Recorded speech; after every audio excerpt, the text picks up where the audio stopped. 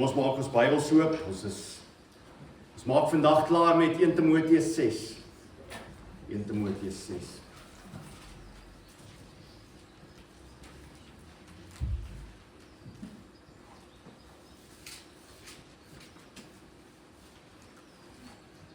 Volgende week is kinderdiens.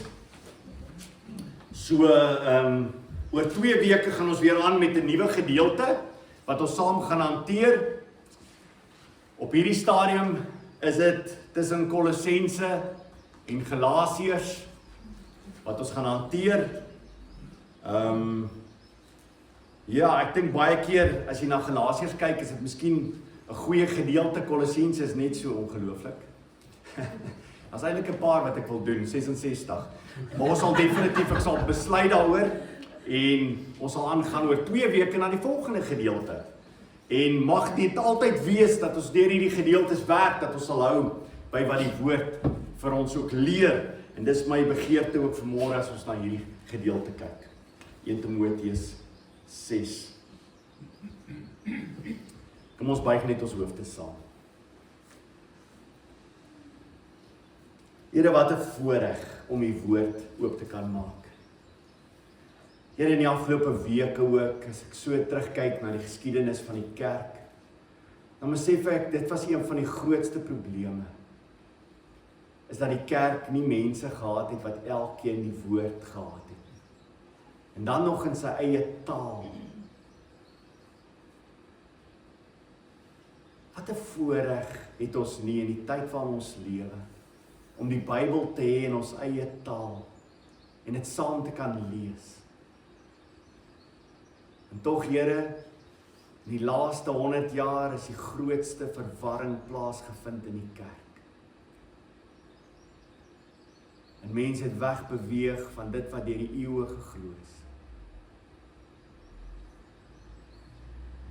My gebed is, Here, dat ons as kerk weer krities sal begin dink, vir mekaar sal weer in liefde na die woord toe terugvat.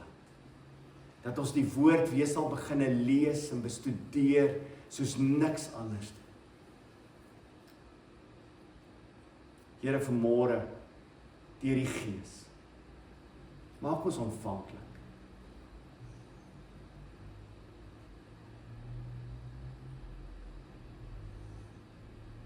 Mag ons U stem hoor. Soos die Bereënse van oud dit toets, wat hier vanmôre gesê word aan die woord. Ons bid dit in die naam. Amen. 1 Timoteus 6, ons lees van vers 20 af. Vers 20. O Timoteus, bewaar jou pand, vermy goddelose en leë praatjies, en die teenstrydighede van wat valslik is, kennis bestempel word. Van wat valslik as kennis bestempel word. Omdat sommige mense dit bely het hulle van die geloof afgedwaal. Die genade bly met julle. Net tot sover is.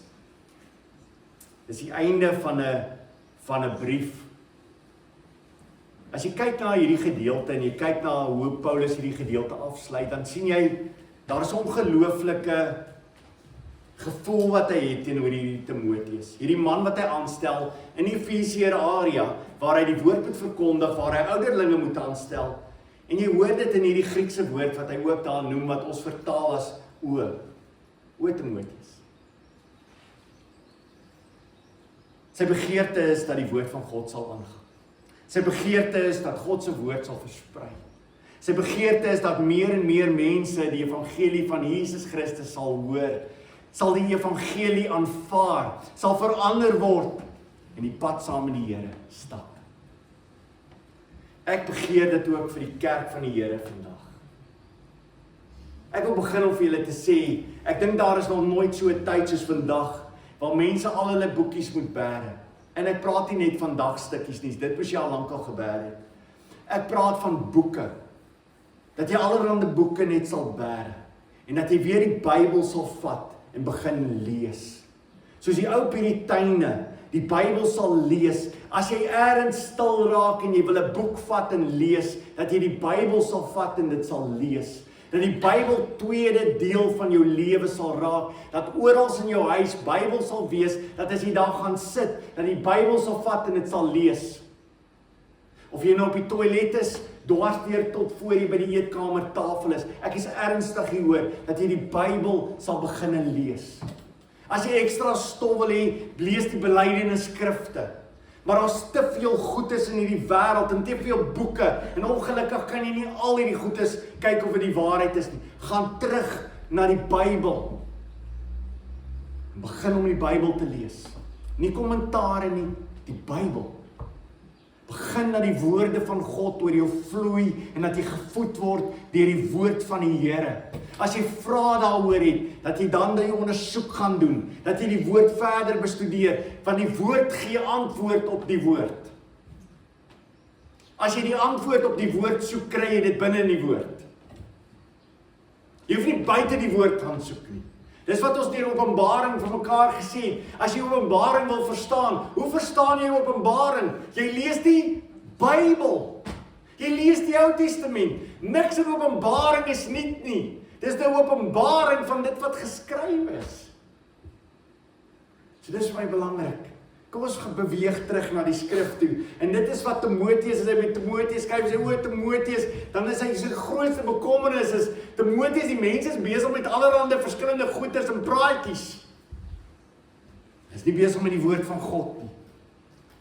1 Timoteus 3 vers 15 het hy geskrywe, maar as ek vertraag word, moet jy weet hoe jy moet jou gedra in die huishouding van God.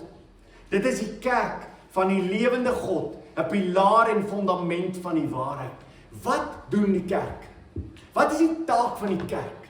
Is om die woord van God te beskerm. En dit beteken nie dat ek beskerm op 'n manier en probeer op allerlei manier dit probeer beskerm nie. Nee, dit is soos Luther sê, die ongelooflike van die woord is soos 'n leeu wat ingehok is, jy moet net die hok oopmaak. Die woord van God is dit wat vandag die waarheid is. Dis die waarheid. Ons lewe in 'n wêreld waar daar nie meer waarheid is nie. Ek weet nie of jy dit agterkom. Jy lees wat mense skryf, jy lees van die topkoerante in die wêreld. En glo my, ek probeer dit te doen. En wie wat kom jy agter? Daar's nie meer waarheid nie. Dan is Hormuz toe en dan is hy oop. En dan weet jy nie meer of hy oop is nie. Hy wens ek kan 'n kamera daar kyk en net weet of hy oop is. Want elkeen sê iets anderste. Maar weet wat? Die Bybel is nie so nie. Die Here het nêrens die Bybel geskrywe sodat jy moet wonder wat hy sê nie. Hy het nêrens die Bybel geskryf sodat mense moet met mekaar daaroor verskil en sê die Here is nie regtig duidelik nie. Die Bybel is duidelik, die mens is nie. Die mens wil nie baie keer aanvaar wat die Bybel sê nie, maar die Bybel is duidelik. Ons is besig met die waarheid. Paulus sê die kerk is die pilaar. Kerk is die grondslag van die waarheid. Dit beteken nie die gebou nie. Dit beteken die mense wat kinders van die Here is. Ons is die persone wat die pilaar en die grondslag is. Hier word die waarheid verkondig aan mense. Hier word die woord geproklameer en gesê, dit gaan nie oor wat ek dink nie. Hier gaan dit oor wat God sê. In 1 Timoteus 1 het Paulus ingekom en hy het vir die gemeente vertel, wat sy probleem? Wat sy probleem? Hy skryf vir Timoteus, wat is die probleem? Hy sê, soos ek by my jou aangedring het, toe ek na Macedonië vertrek het, moet jy in Efese bly, sodat jy sekere mense opdrag kan gee, om nie vreemde leringe te versprei nie. Kan jy glo, dat terwyl die apostels geleef het, ons praat van die eerste 20, 30 jaar, dat al mense uitgegaan het en vreemde leringe verkondig het. Kan jy dit glo? Hier is die apostels, al wat jy kan doen is, jy gaan na die apostels sê, hey Paulus, is dit waar wat Kosie sê?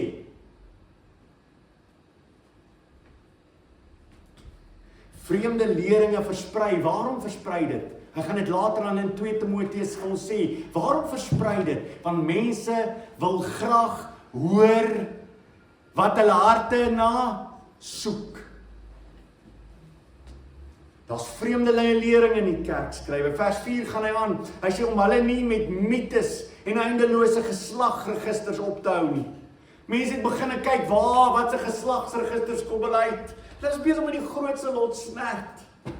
Sinlose argumente wat nie eers in die Bybel is nie. Ons vind dit dwars deur die kerk. Mense het hulle besig gehou met, is dit moontlik dat 1000 engele op 'n kopspeld kan dans? Hier in jouself, wat? En hulle het hier daaroor gedink, is dit moontlik? Daar's mense wat hulle tyd spandeer het om te dink, wat het God gedoen voordat hy geskep het? As God wou gehad het, jy moes weet wat hy gedoen het voordat hy geskep het, sou jy nie vertel het nie? En sou jy deur ure daaroor te spekuleer uitkom met wat God gedoen het? Nee. Maar dit is waarmee mense besig is. Een van die bekende vrae was, kan God 'n klip so groot maak dat God hom nie kan optel nie?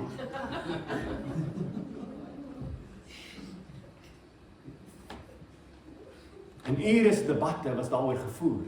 Ek dink dit is nie so nie, dit is so. Die geskiedenis vol daarvan, van mense wat met die belaglikste goeders in die kerk van die Here besig was. Hy sê vers 5 dan, die doel van die opdrag is liefdeheid, 'n rein hart, 'n skoon gewete, ongeveinsde geloof. Sommige het hiervan afgedwaal en 'n nikszeggende gepraat verval. Hulle wil leermeesters van die wet wees, maar hulle verstaan nie wat hulle sê nie. Dit waarop het aandring. Bly by die woord. Dis Timoteus, bly by die woord. Net die volgende verse, vers 18 tot 19. 1 Timoteus 1. Hierdie opdrag vertrou ek aan jou toe, my kind Timoteus, in ooreenstemming met die profeseë wat vroeër oor jou uitgespreek is, sodat jy daardeur die goeie stryd kan stry, met geloof en goeie gewete, iets wat sommige mense versaak het, waardeur hulle geloofsgebreek gelei. Hulle het wegbeweeg van die woord af. Hoofstuk 4 vers 16. Wees nou lettend op jouself en op die leer. Volhard daarin, want sodoende sal jy jouself red en ook hulle wat aan jou luister. Vestig jouself op die leer. Dit wat jy gehoor het van die apostels, vestig jouself daarop. Dit is my ongelooflik as ek hierdie geskiedenis gaan werk, is dat martelare bereid was om te sterwe vir dit wat hulle geglo het die woord van God sê. Hulle het vasgehou aan die woord van God en hulle was bereid om hulle lewens op te gee, want hulle het gesê die woord van God is vir ons alles in ons lewens. God het gesê en ons doen dit. Psalm 119 vers 161 skrywe die psalmdigter, hy sê, leiers vervolg my sonder rede, maar net vir die woord het my hart 'n heilige vrees. Is dit nie mooi nie? Hy sê die leiers vervolg hom. Die leiers van die volk, kan sê die leiers in die kerk, die leiers is besig om jou te vervolg. En wat sê hy? Hy sê, maar net die woord het my hart 'n heilige vrees. Ek het 'n heilige vrees vir sy woord. En ek glo vanmôre dat jy dieselfde het wat hier vanmôre sit. Ek dink die woord van God is vir jou so belangrik, dat jy 'n heilige vrees vanmôre het, om net te doen wat die woord sê. Maak nie saak wat enigiemand anders te sê nie, jy wil net doen wat die woord van God sê.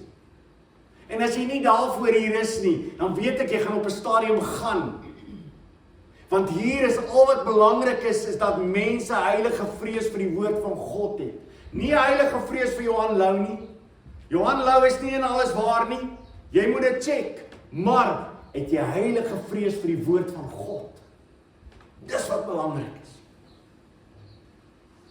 Jesaja 66 vers 2 sê God, al hierdie dinge het my hand dit gemaak. Al hierdie dinge het my hand gemaak. Alles het my hand gemaak. So het dit ontstaan, is die uitspraak van die Here. Nou luister mooi, op so iemand sal ek agslaan. Op so iemand sal ek agslaan, sê God. Wie is dit? Wie sal God op agslaan? En dis natuurlik hoekom God sê, na wie se gebede luister hy? Die gebede van die regverdiges. God slaan ag op die regverdiges.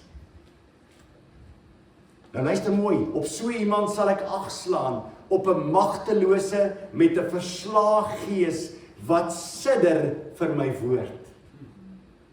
Joeg mense, wat sal gebeur as die kerk van die Here Jesus Christus vandag begin sê, ons sidder vir die woord? As die woord dit sê, dan val ons in lyn. Dit maak nie saak wat ek dink nie. Dit maak nie saak wat iemand sê nie. Ek wil die woord van God, wil ek in my lewe toepas, 100%, in my familie, die woord van God toepas. Ek sidder voor die woord van God. Kom ek sê vir jou, die grootste probleem is, as mense stil raak met die woord van God, sidder hulle nie voor hom. Dis net nog iets wat jy doen in die oggend of in die aand. Het jy al ooit voor die woord gaan sit en sê, Here, ek sidder vanmôre. Ek wil nie 'n jota of 'n titel verander van die heilige woord nie. Ek sidder voor die woord. Bybel sê jy mag niks byvoeg of weglaat van hierdie woord af nie. Deuteronomium 4 vers 2 wat later in Openbaring aangehaal word. Julle mag niks byvoeg by alles wat ek julle beveel het nie. En julle mag niks daarvan weglaat nie. Kom die gebooie van die Here julle God na wat ek julle beveel het. Kom dit na. En dan in Openbaring getuig hy weer daarvan in Openbaring 22 vers 18 tot 19. Ek getuig teenoor elkeen wat die woorde van die profesie van hierdie boekrol hoor. As iemand hieraan toevoeg, sal God die pla waarvan in hierdie boek geskryf is aan hom toevoeg. En as iemand van die woorde van die boekrol van hierdie profesie wegneem, sal God sy aandeel aan die boom van die lewe en die heilige stad waarin hierdie boekrol geskryf is, wegneem. Dit is ernstig. Dit beteken ek mag nie enigiets verander in sy woord nie. Niks nie. Nou wil ek hê jy moet saam met my gaan kyk na 'n baie goeie verhaal in die Ou Testament wat hierdie gedeelte so ongelooflik illustreer. 1 Konings 13. En ek glo meeste van julle het al hierdie gedeelte ook gelees. 1 Konings 13. Ou Testament, 1 Konings 13.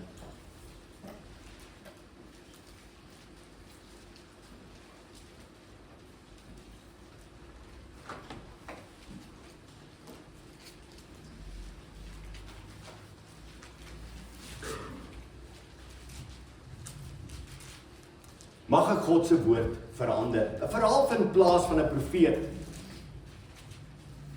En hy kom na vore in 'n tydperk waar daar chaos is. Die land het in twee verdeel. Die koning van Israel is 'n goddelose koning.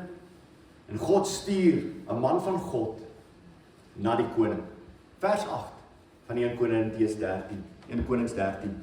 Maar die man van God sê vir die koning, al gee u my die helfte van die paleis, sal ek nie saam met u ingaan nie.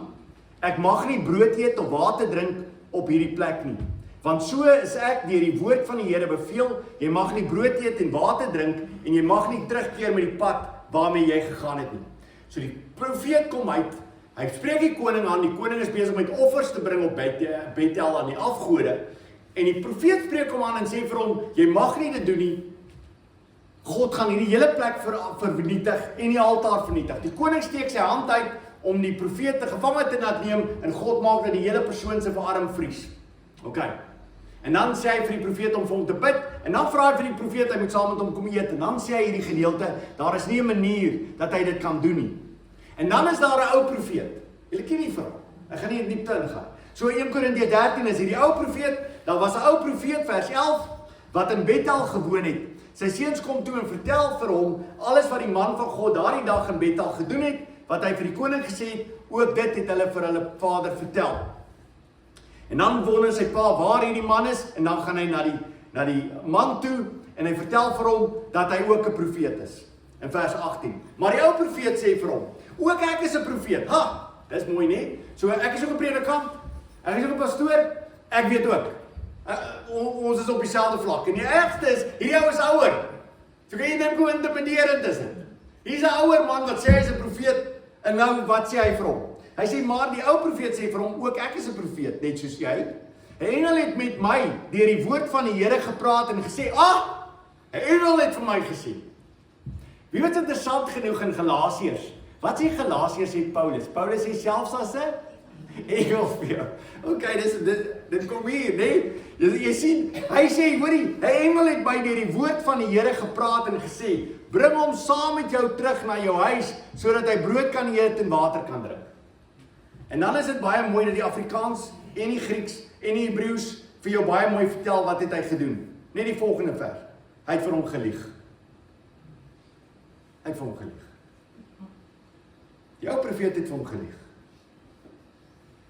Wat gebeur met die ou profeet dan omdat hy gelieg het? Wat gebeur met die ou profeet omdat hy gelieg het? Niks nie. Wat gebeur met die jong profeet wat geweet het God het gesê? Hy word deur 'n leeu doodgemaak. Dis baie gevaarlik, is dit nie? Dis baie gevaarlik om aan te pas Timoteus. Dis baie gevaarlik elkeen van u wat sit vanmôre hier om aan te pas by dit wat God se woord vir ons vertel. Dis baie gevaarlik om dit te doen. Hierdie sê hy vir Paulus, Paulus skryf vir Timoteus, hy skryf en hy gebruik 'n Griekse woord wat beteken daar is 'n deposito aan jou gegee. Daar's iets wat belangrik is wat jou gegee word. Dis dieselfde byvoorbeeld as daar vertel word in Jesus in die gelykenis, dan sê hy en 'n persoon het weggegaan en hy talente gegee. Dis daai deposito wat vir jou gegee word, iets wat vir jou gegee word wat baie kosbaar is, wat jy gegee word om dit te beskerm. Jy moet dit beskerm. Dis vir jou gegee om dit te beskerm. En nou skryf hy vir Timoteus, hy sê Timoteus, hierdie woord van God is 'n deposito wat vir jou gee. Dis belangrik vir jou. Pas dit op. Daar's niks belangriker in jou lewe as juist dit nie. Paulus Timoteus moes dit elke dag die woord van God verkondig en as hy dit Sondag dit gedoen het, moes hy dit suiwer gedoen het. Hy moes by die woord gehou het want dit was iets wat kosbaar is. Daar's nog 'n verhaal in Konings. Van iets wat die Here gee vir 'n koning. En dat hy die koning dan besluit, maar hy gaan verander op dit wat God hom gegee het. En die profeet gaan weer opdaag en hom teregwys. So kom ons kyk weer na hierdie gedeelte. 1 Konings 20. 1 Konings 20.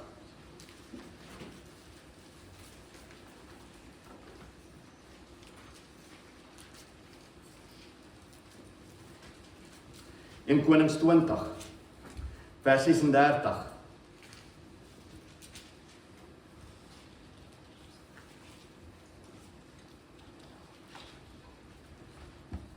Kom ek gee net 'n agtergrond voordat ons die verse lees. So, daar's 'n profeet en hy gaan na Agab toe en hy sê vir Agab dat die Here Ben-Hadad, die koning van Damaskus, daai gedeelte dat hy hom vir hom in sy hand sal gee. En die Here wil hê dat hy hom totaal moet uitwis. Hy moet hom vernietig. Dan besluit Agab dat dit nie 'n goeie plan is om Ben-Hadad dood te maak nie. En hy en Ben-Hadad, nadat hy hom in sy wa aantel en vir hom sê kom sit hier by my, dan begin Ben-Hadad vir hom vertel die volgende vers 33, die manne het dit as 'n goeie teken gesien en hulle gehaas om dit van die kant te bevestig te kry. Hulle het gesê ja, die broer Ben-Hadad, nou word hy sy broer. Okay, die Here sê hy moet hom doodmaak, maar nou word hy sy broer. Hy sê toe gaan haal hom. Ben-Hadad het uitgekom na hom en Agab het hom op sy strydwa laat klim. Daarop sê Ben-Hadad vir hom, die dorpe wat my vader van jou vader afgeneem het, gee ek terug en jy kan dit vir jou markte in Damaskus aanlê, soos my vader dit in Samaria gedoen het. Broervol bondgenootskap is dit nie. Maar die Here het gesê hy moet Ben-Hadad doodmaak. En dan vers 35. 'n sekere man van die profetegroep het deur die woord van die Here vir sy vriend gesê, slaan my asseblief. Okay, dit is vreemd. Imagine, dis een van die profete na jou toe gekom het en gesê het vir jou, dis een van jou persone, hy kom na jou toe, 'n sekere man van die profetegroep het deur die woord van die Here vir sy vriend gesê, soos 'n vriend van jou. Hy sê vir jou vriend, okay, slaap my. Wil jy met my slaan? Die Here sê jy moet my slaan. Slaan my asseblief. Maar die man het geweier om hom te slaan. Onthou, hierdie is sy vriend, die profeet se vriend. Hy sê vir die vriend, hoor jy slaan my, die vriend weier om hom te slaan. Dink jy die vriend het gedink, hoor hierso, dit gaan nie lekker wees om my vriend te slaan, is dit? Okay, so, dis amazing dat hy nie sy vriend wil slaan nie. Vers 36. Hy sê toe vir hom, omdat jy nie na die stem van die Here geluister het nie, gaan 'n leeu jou aanval sodra jy van my af weggaan. Toe hy van hom af weggaan, kry 'n leeu hom en val hom aan. Okay. God sê, ek het gesê, jy doen nie wat ek sê nie, 'n leeu sal vir jou vernietig. Jy verstaan hoe belangrik dit is om vir mekaar te sê, as God gesê het, moet ons sê, amen, amen. Ek meen, die man kan nie in sy ding sê, Here, maar ek dink, ek moes al my verstand gebruik het. dis al nie reg dat ek hierdie profeet slaan nie. God sê, ek het gesê, jy moet hom slaan. Waarom het jy hom nie geslaan nie? Dan vers 37, hy kry toe iemand anders en sê vir hom, slaan my asseblief. Die man het hom so geslaan dat hy hom verwond het, ek sou dit ook maar gedoen het. Ek sou hom ook maar geslaan het dat hy verwond het, as ek weet die vorige oues deur die leeu opgevoer. En dan gaan hy en hy kom na die koning toe. Hy het hom vermom, vers 38. Daarop het die profeet die koning op die pad gaan voor staan. Hy het hom vermom met 'n verband oor sy oë. Terwyl die koning verbygaan, roep hy na die koning en sê, die dienaar het opgetrek in die oorlog, iemand tree toe skielik uit die gevegslinie, bring 'n man na my en sê, bewaak hierdie man. Bewaak hierdie man. Dis presies wat God sê vir deur Paulus vir Timoteus, jy moet hierdie ding bewaak. Hierdie woord moet jy bewaak. Bewaak hierdie man. As hy enigsins vermis word, sal dit jou lewe vir sy lewe wees, of jy sal 'n kikar silwer moet betaal. Maar terwyl die dienaar hier en daar met iets besig was hy net nie meer daar nie. Hy het net verdwyn. Die koning van Israel het toe vir hom gesê, presies dit is jou vonnis. Jy het dit self bepaal. Hy haal te vinnig die verband van sy oë af en die koning van Israel erken hom as een van die profete. Hy sê toe vir die koning, so sê die Here, omdat jy die man op wie my banvloek rus uit jou hand laat vrylaat het, sal dit jou lewe in die plek van sy lewe wees en jou volk in die plek van sy volk. Ek lees hierdie gedeeltes, mense, en ek besef al hoe meer hoe ongelooflik heilig die woord is. As God gesê het, dan doen ons wat God gesê het. En dis wat hy vir Timoteus sê, hy sê Timoteus, hierdie woord, hierdie deposito wat vir jou gegee is, bewaak dit, hou aan daarmee. In Handelinge 20 sal Paulus praat met die ouderlinge. Hy sê, wees daarom waaksaam, wees waaksaam. En omdat dat ek vir 3 jaar, en onthou dat ek vir 3 jaar, dag en nag, nie opgehou het om ieder en elk van julle met trane te waarsku nie. En nou vertrou ek julle toe aan God en sy woord van genade. Hy wat die mag het om op te bou en aan julle almal wat geheilig is, 'n erfenis te gee. Almal van julle wat geheilig is, 'n erfenis te gee. Mense, hierdie woord is belangrik. Ek het julle gewaarsku, hou asseblief vas aan die woord van God. Hoor jy sy stem? Hoor jy die pleidooi van Paulus, as hy skrywe vir die mense. Hierdie mense is sy kinders in die geloof. Hy is so lief vir hulle. Hy wil nie hulle moet deurdwaal en van die pad afgaan. Hy weet van die begin af en hy waarsku vir Timoteus dat iemand wat die woord van God sal vashou. Iemand wat sal vashou aan die woord van God soos hy dit geleer het, sal iemand wees wat nie geliefd sal wees in die wêreld nie.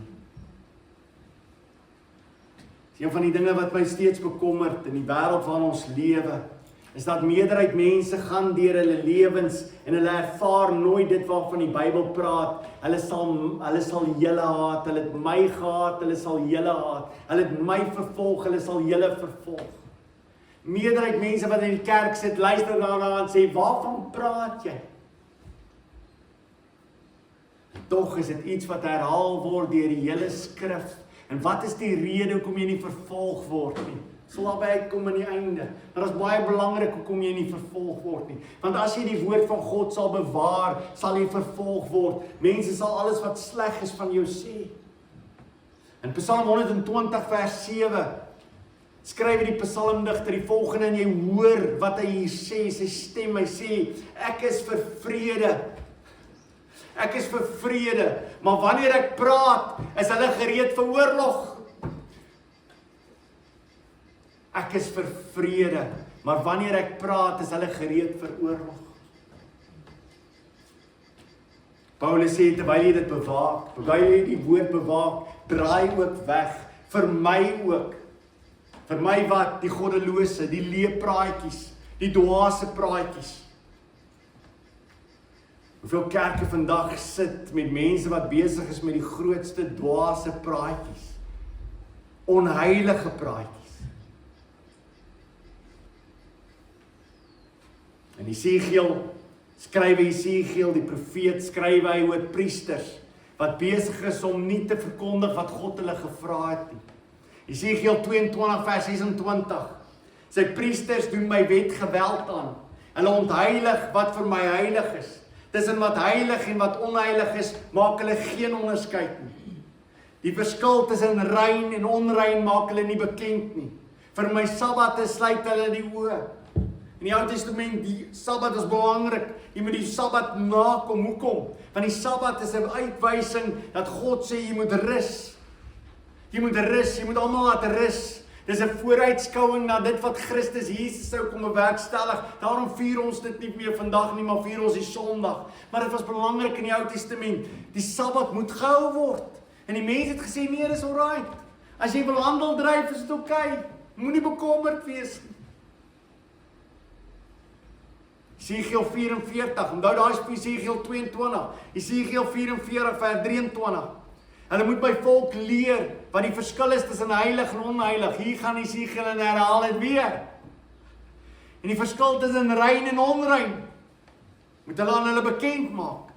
By geskil is dit hulle wat moet gereed staan om beslissing te gee. Volgens my beslissings moet hulle die saak besleg. My wette en vaste voorskrifte moet hulle by al die feeste nakom. En my Sabbatte moet hulle heilig. Dieselfde Griekse woord vir hierdie goddelose praatjies vind ons as daar gepraat word met Esau in Hebreërs 12. As ons praat oor Esau word dieselfde woord gebruik en dan word die volgende gesê, vers 16, ook dat niemand sedeloos of goddeloos optree soos Esau nie. Wat het Esau gedoen? Hy wat vir een maaltyd sy eersgeboorte reg prys gegee het. Dis goddeloos. Dis goddeloos is dit wat die Here vir jou gee, jou eerstgeboorte reg, vir jou so min belangrik is dat jy honger is en by jou broer kom en hy sê hier's rensies op, sulke rooi is en jy kyk daarna en jy sê gee my rooies op. En hy sê vir jou, maar dan moet jy my jou eerstgeboorte reg gee. En hy sê ja, man, vat my eerstgeboorte reg. Ek gaan nie nooit doodgaan. Dis goddeloos. Want wie het vir jou eerstgeboorte reg gegee? God. Wie het bepaal dat jy eerstegebore is? God. Of vir Esau was dit so min belangrik geweest dat hy nie belang gestel het daarin nie. Sy grootste bekommernis is hy gaan dooi sonder kos. En die Bybel sê jy's goddeloos. Jy's goddeloos. Dit wat vir my belangrik is, ag jy nie as belangrik. Jy's goddeloos. Die waarde van die alledaagse word gemaak asof dit absolute waarde het.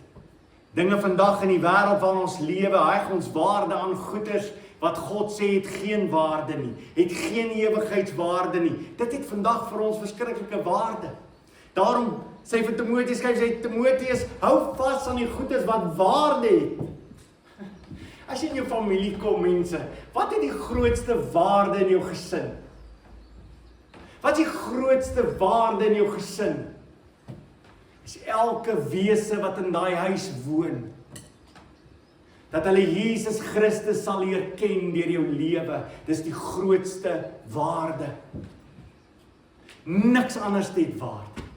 Niks. En ek dink baie keer, as ons as kinders van die Here net weer terug kan kom en in 'n huisgesin kan instap en sê, Here, al wat waarde is in hierdie huisgesin is net die mense. Dis al wat waarde het.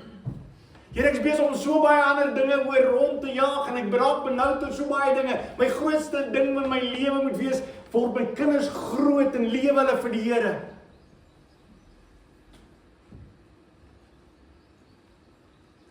Bid jy vir hulle. Bid jy vir daai mense binnekant jou huis. Bid jy vir hulle. Pleit jy by die Here oor hulle. Sê Here, asseblief, Mag ons as huisgesin ongelooflik vir U lewe, mag ons 'n kragdadige getuienis vir U wees. Dis wat die Here wil hê. Dis wat waarde het. Timoteus, die wat waarde het, moet julle aandag gaan sit. Pas op vir die mense wat besig is om allerhande ander goeders na te jaag. Dan kom hy by die volgende, hy sê daar's mense wat teenstrydighede. Dis die sogenaamde kennis van die dag. Die sogenaamde kennis van die dag was die filosowe, die intellektuele denke, die argumente. Dit klink so slim. Dis die goeders waarteen Paulus skryf, pas op vir mense wat in die kerk kom en hulle het sogenaamde kennis, hulle het sogenaamde filosofie, hulle het sogenaamde intellektuele denke, hulle het sogenaamde argumente, hulle klink so slim, pas op. Waarsku hulle. Moenie daarmee besig wees nie. Hou by die woord. Ek wonder of jy dit nou al gehoor het. Hou by die woord. O mense, pleit by jy. Hou by die woord. Gaan terug na die woord toe. Hou vas aan die woord. En ek wil vir jou sê, jy lees die Bybel en jy hou vas daaraan. As daar goedes is wat jy nie heeltemal verstaan nie, met tyd gaan die Here dit oopbreek. Maar terwyl dit is wat jy sê, Here, dis waarvan ek oortuig is, hou daarby. Hou daarby. Jy kan dit sien in die Bybel, ek hou daarby. Totdat jy oortuig word deur die woord van die Here, en dat jy by die punt kom en sê, Here, ek weet nou wat jy hoor sê. Maar die woord van God moet dit wees wat ons fondasie in ons lewens is, wanneer ons kyk, waarna ons bestudeer. Jy sien die slim argumente, alles wat die wêreld vir jou opdis is, dit is wat slim is. Dit wat die teoloë sê vir jou, dit is die slimme. Dis die nuwe intellektuele manier om oor dinge te dink. Die Bybel sê in 1 Korintiërs, die wysheid van die wêreld is dwaasheid by God. Dwaasheid by God. Kan jy vir God verduidelik? Kan jy God verduidelik sonder die woord wat vir jou sê wie God is? Dink aan Romeine 11 vers 33. Nadat Paulus vertel het vir hulle oor die uitverkiesing. En die uitverkiesing is 'n ongelooflike gedagte. Dis 'n diep gedagte. Dis 'n Bybelse gedagte. Dis oral deur die Bybel. As jy eers nou op gegaan het vir die uitverkiesing, dan lees jy dit op elke bladsy. Want dit is omtrent op elke bladsy. Maar is so diep dat as hy in Romeine gaan van hoofstuk 9 tot 11, waar hy probeer verduidelik, hoekom is dit dat al die Jode dit nie aanvaar het nie? Hoekom is dit net 'n gedeelte? As ons sê, die Jode is God se volk, hoekom is net 'n gedeelte dan kom tot redding? Dan gaan hy in en hy verduidelik vir hulle dit. Hy sê vir hulle, maar dit was nooit al die Israel nie. Dit was nog altyd 'n gedeelte gewees. God het nog altyd net 'n gedeelte van Israel bewaar. Was nooit die hele Israel nie. En dan sluit hy af. In Romeine 11 vers 33, luister hierna. O diepte van die rykdom en wysheid en kennis van God. Hoe ondeurgrondelik is hy nie. Hoe onnaspeurlik. Dis die ding. As ek Romeine 9 tot 11 lees, waarvan is ek bewus? Van hierdie God, wat ek nie op enige ander manier kan verduidelik as net die manier hoe hy homself aan my openbaar nie. En daarom hou ek maar soos 'n kind vas daarin en sê God het gesê, daarom aanvaar ek dit. Miskien het ek 'n voorsprong gehad omdat ek in 'n goddelike huis groot geword het. Ek het nooit die Bybel bevraagteken nie. As die Bybel my iets geleer het, het ek dit geglo. Dit is nooit vir my 'n kwessie nie. Ek het dit ding gelees, gekyk daarna, later aan tot die Grieks begin bestudeer het, kon ek meer dit kyk. Ek kon kyk daarna, sien wat dit sê, en gesê, Here, ek glo dit. Ek het nooit by die punt gekom en gesê, maar, ek wonder hoe werk dit nie? Of hoe pas dit in die samelewing wel buite? Of hoe lyk dit in mense se families? Ek het nooit daarin belang gestel. Ek het altyd belang gestel in wat sê God se woord. En dis mense, dis moet ons elke een van ons terugkom na die punt toe waar ons mekaar afvra, wat sê die woord? Jy sien die grootste gevaar in die kerk van die Here Jesus, wat hy skryf vir Timoteus, hy sê baie mense het ander dinge begin bely en het weggeval van die geloof. Nou dis belangrik. Het hulle weggeval van hulle geloof af? Het hulle geglo en toe weggeval daarvan? Nee, dis nie wat die Griek sê nie. Die Griek sê hulle het weggeval van die geloof. Hulle het weggeval van die geloof. Wat beteken dit? Dit beteken, hulle het nie gehou by die geloof nie. Was hulle gelowig gewees? Nee, hulle was nooit gelowig gewees. Hulle was deel van die kerk, maar hulle was nooit gelowig gewees nie. Want hulle het weggeval van die geloof. En dis die probleem, dis die waarskuwing wat hy vir hulle het. 2 Timoteus 2 vers 17 tot 18. Vermy die goddelose en leë praatjies van mense, onder wie Hymeneus en Filetus, want hulle sal toenemend goddeloos word, en hulle woorde sal soos 'n kanker versprei. Hulle het van die waarheid afgedwaal, deur te sê dat die opstanding reeds plaasgevind het. En sodoende gooi hulle sommige se geloof omver. Hymeneus en Filetus. 2 manne wat gesê het, hoor hierso die rede hoekom julle so besig is om te ly. Julle is besig om in hierdie ongelooflike erge verdrukking te gaan aan die einde. Julle het die opstanding gemis. Mense was in sak en as. Valshede versprei. 2 Timoteus 2 Petrus 2 vers 1. Daar was egter ook valse profete onder die volk, soos daar ook onder julle vals leraars sal wees, wat nietighede, ketterye sal insmokkel, en self die Here wat hulle vrygekoop het verloon.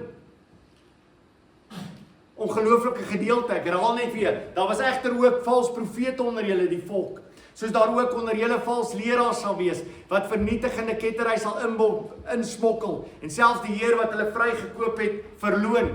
Ek wil net vandag iets sê, want baie van julle gaan na gedeks en sê, okay, so dit beteken, hulle is vrygekoop deur die Here, maar hulle het op die ou en die Here verloon. Dis nie wat die teks sê nie. Die woord vir Heer daar is despot, waar ons despot vandaan kom. En die gedeelte wys terug na wat? Na die uittog uit Egipte uit. Dat die mense wat deur die uittog uit Egipte uit gegaan het wat gedoen op die ou ende? Hulle het God verloon. Praat nie oor Jesus Christus nie. Net terloops, as jy gedink het, dit is wat die teksgedeelte sê. Praat nie daaroor, hy praat oor die despoot. Hy praat oor dit wat plaasgevind in die bevryding, toe hulle vrygekoop is uit Egipte. So luister weer na die teks as ek dit lees. Daar was egter ook valse profete onder die volk. Hoor jy wat? Onder die volk. Okay? Soos daar ook onder julle valse leraars sal wees. Daar sal ook onder julle valse leraars wees. Wat was die probleem met die valse profete onder die volk? Hy gaan dan aan. Wat vernietigende ketterye sal insmokkel. Okay? Dis vir hierdie nuwe leraars. En dit was die oues probleem ook. En dan val hy terug na wat die volk was. En selfs die Heer wat hulle vrygekoop het, verloon. Selfs God wat hulle uit Egipte land uit vrygekoop het, het hulle verloon. So bewerk hulle 'n skielike ondergang vir hulle self. Baie sal die losbandighede navolg van daardie mense, deur wie se toedoen die pad van die waarheid belaster word. Baie sal hulle na losbandigheid navolg. Dit is die teken van die kerk. Die teken van die kerk is altyd dat mense die kerk sal verlaat omdat hulle nie hou van die waarheid nie.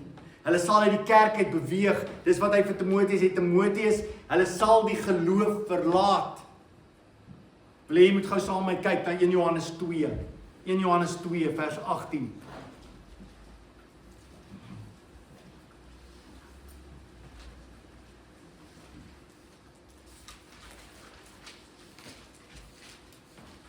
In Johannes 2 vers 18.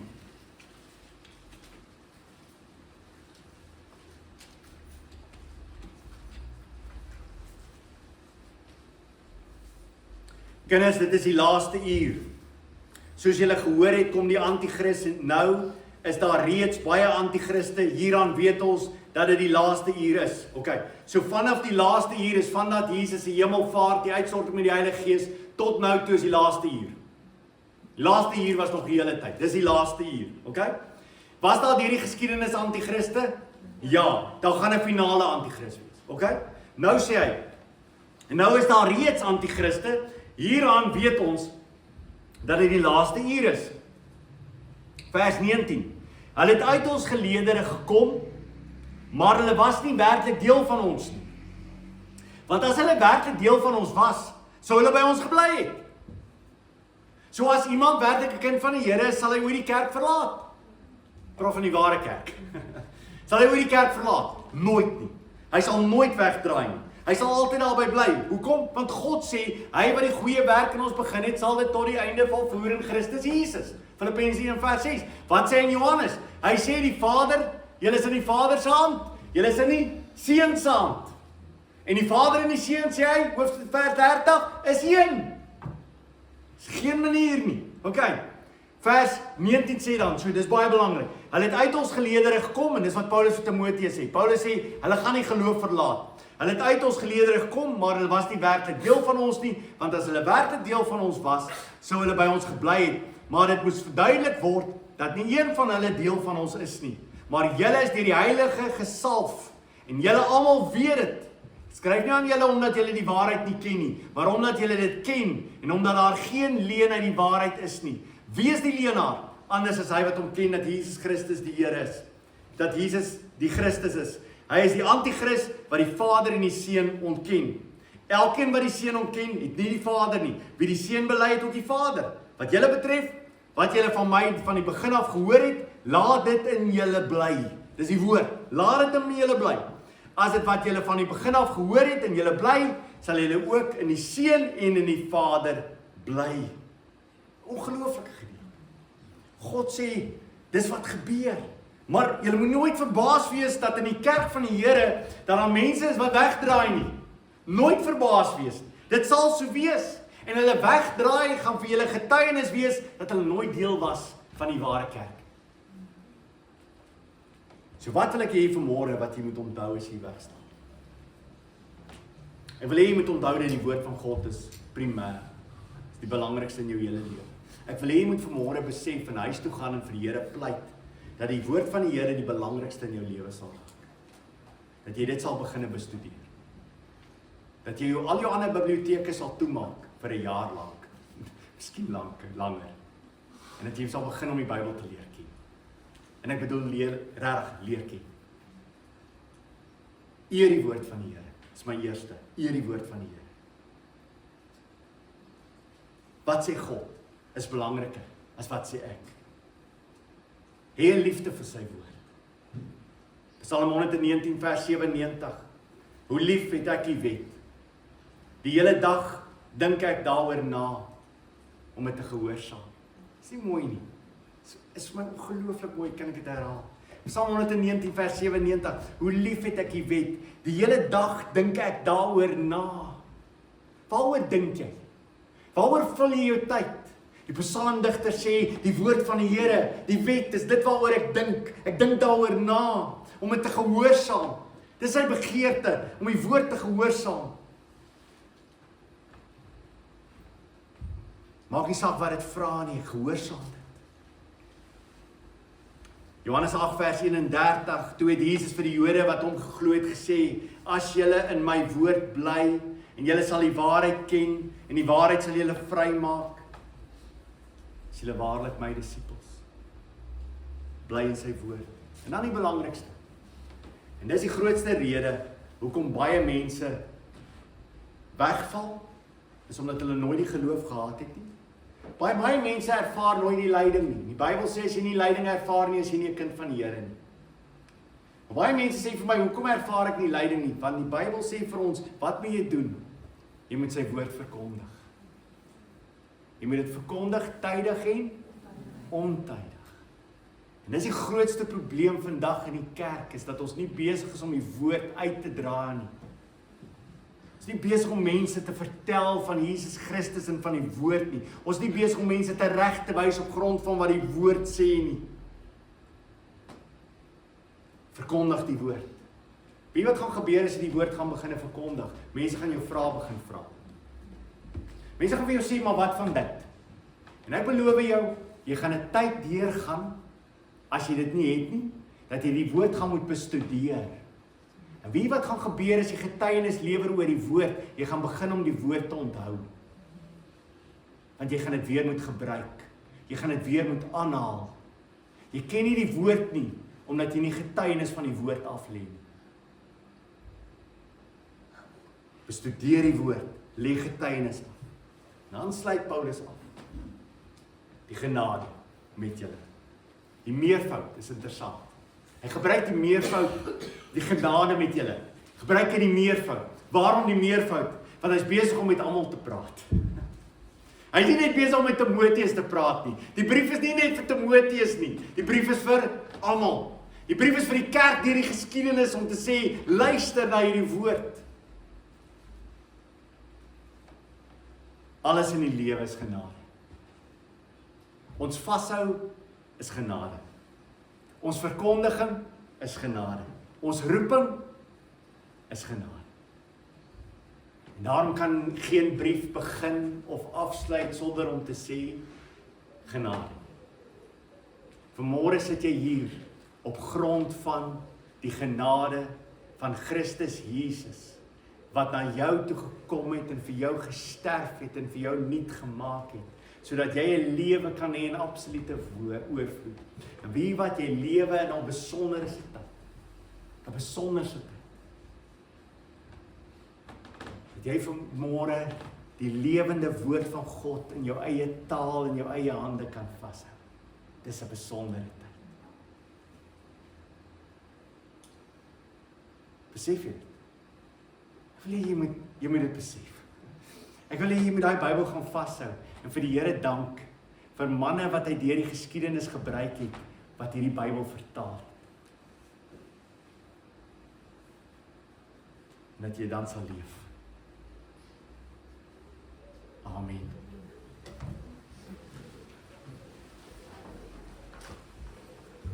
O Here Jesus, ons skiet so ver tekort. Ons lewens is so gevul met so baie dinge. Elkeen van ons vanmôre kan dit bely. Ons denke word gevul met dit wat die wêreld wil hê ons moet dink aan. Ons gedagtes is oral oor die plek. Ons raak stil met die woord en dan dink ons aan die kos wat ons moet voorberei en die taak by die werk.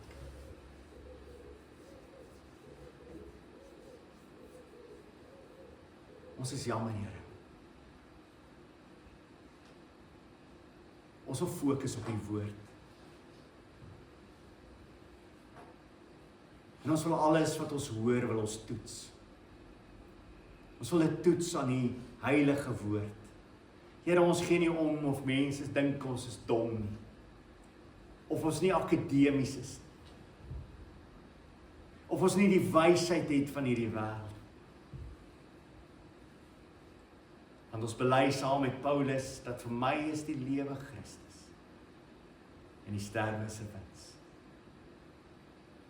En al wat saak maak, is die dag wanneer ek voor U staan en wat U vir my vra, wat het jy gedoen met die deposito?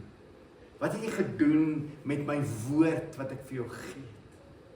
En Here, die tyd waarin ons lewe, gaan 'n tydperk wees wat die ergste geoordeel word omdat ons toegang het tot die woord meer as enige vorige tyd. Wat het ons daarmee gemaak? Mag elke individu vanmôre sê, Here, begin by my. Mag ek U woord eer, U woord lief hê en U woord uitdra. Mag U genade op my rus. Amen.